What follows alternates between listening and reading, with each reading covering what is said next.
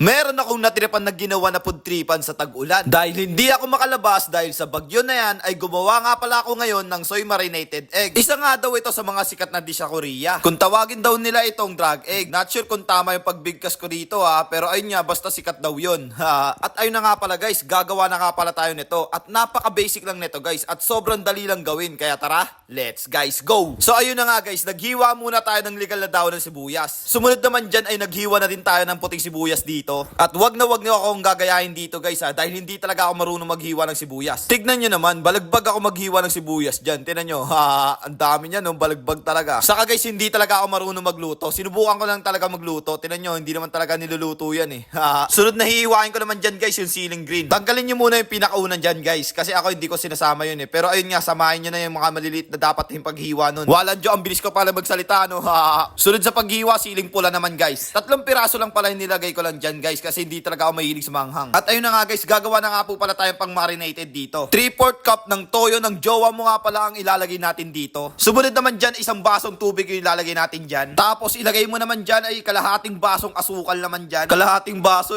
cup pala. Cup. At ayun na nga, ilalagay na nga din po pala natin yung mga hiniwa natin kanina. At nga pala guys, isama nyo nga rin po pala yung bawang dyan. Hindi ko na ilagay lang kasi. Pero ayun, lagyan nyo papagalitan ko kayo. Sinaniban na naman si Ajak TV. Pero ayun guys, ilagay nyo lahat. Basta lahat.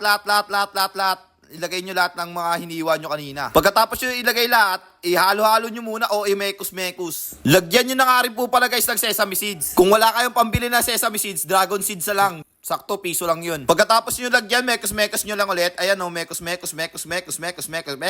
After nyan guys, pwede nyo na lagyan ng itlog. Yan tulad nyan. Nilagyan ko ng 6 na itlog nga po pala yan guys. Kasi ayun lang kinaya ko. Tapos guys, dapat gayahin nyo to Iaangat yung itlog. Ayan inaangat-angat ko rin siya. Tapos lagyan nyo ng toyo, sibuyas, asin, ganun.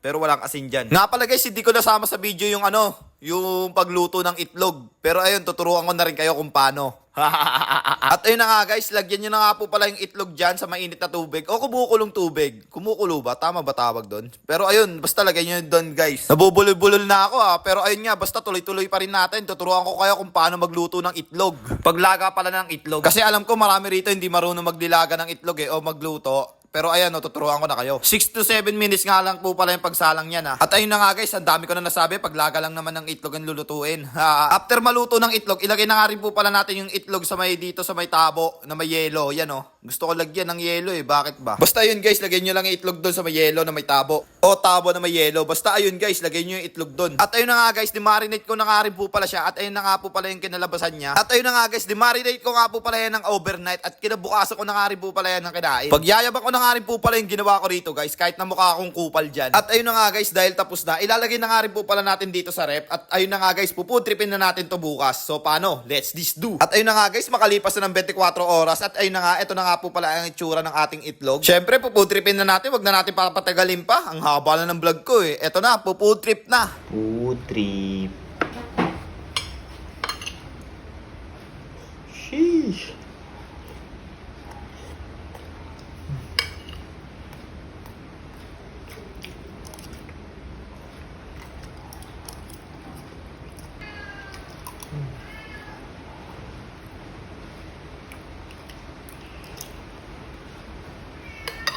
At ayun na nga po pala guys, hanggang dito na nga lang din po pala tayo. Sumubok lang ang gumawa nito, pero rate ko rito sa ginawa ko is 7 out of 10. Dahil wala, ayun lang marirate ko Di ako satisfied sa ginawa ko. Pero ayun nga guys, try nyo sa inyo guys. Kayo mismo gumawa, baka mas masarap yan guys, promise. At ayun na nga guys, sa mga gusto nga po pala magpo-promote sa akin dyan, PM nyo lang po ako. Wag lang sugal ayoko nyan. Mga Illuminati na nagsusugal. So paano guys, hanggang dito na lang. So again, this is Ajak TV. Thank you for sunshine, thank you for rain, thank you for joy. Ingat, salamat, bye bye, ble. Ang bilis nun.